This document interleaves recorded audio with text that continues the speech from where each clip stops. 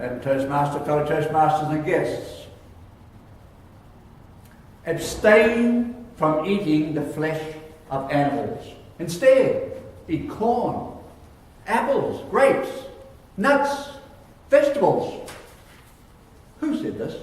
You all know the person who said it. And it wasn't Dr. Oz. Who said it? You all know him. Gandhi. Pythagoras. 600 years BC he was born. The point I wish to make, what the first lesson I have learned, is that man has not really changed in the last 4,000 or 5,000 years. We change our clothes, but man is still the same animal that he was when the Phoenicians gave us their Phoenician alphabet 1,000 years BC.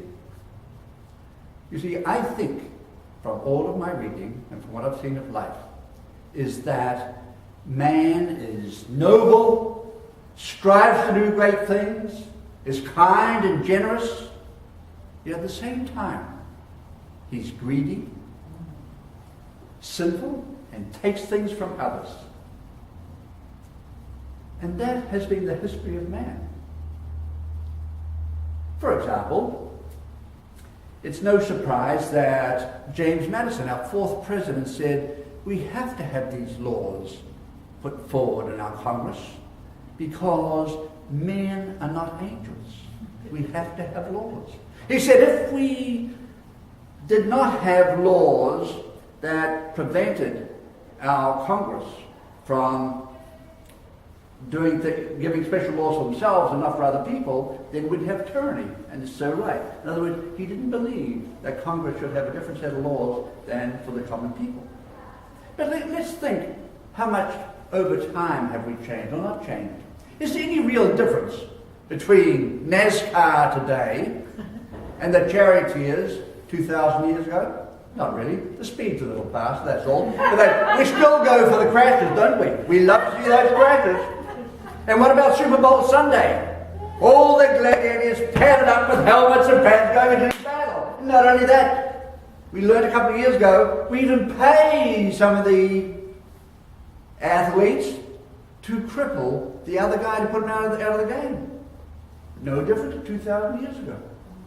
See, man, that's the unhappy side of man. But it's still like that. Consider, in the time of ancient Greece, unwanted children were simply put into the woods, the infants.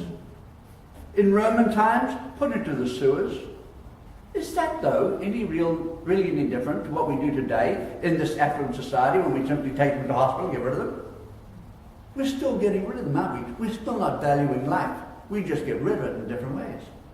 That's all we're doing. Have we really changed? Is it noble? No. See, that's the seamy side of life. There's all these different elements that we see. I was fascinated, for example, to learn that, recently we had a new pope elected. Are you aware that during each election of popes for the last 500 years, we have 3 scrutineers, count them, and then 3 other cardinals, to check that everyone is honest. Now, this is the Catholic Church, the head of the Catholic Church, and they need people to double check on the counting. Is man an honourable man? I mean, sometimes you wonder. We have to keep checking on each other, don't we? It's a sad, sad thing. But if you go through all of history, you will find that essentially we have been the same as long as we've had recorded history. We have men who've gone forward valiantly to look after their society, put their lives down, and at the same time we've had men who will go and sell their side for gain. Leonidas at Thermopylae, 480 BC. What happened? 300 Spartans up against the hundreds of thousands of Persians, and someone sold them out. Someone sold the Persians the path to get in and destroy them. Is that any different? Look at the Bible. Practically every city in the Old Testament that you read about, all were invaded by somebody. But in every case, someone sold them out. Someone showed the opposing army that was trying to get in how to get in the back door. That's today's man. And it happens today as well. So the lesson I have learned is man has not really changed over time. The second big lesson is today's peacock is tomorrow's feather duster. Everything starts as a peacock and then ultimately decays. Fortune 500 started in 1955. Only 10% of those companies are still in the top 500 list.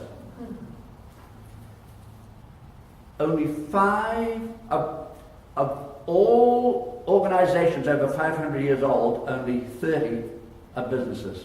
All the rest gone. They don't last that long. The average American business only lasts 30 years.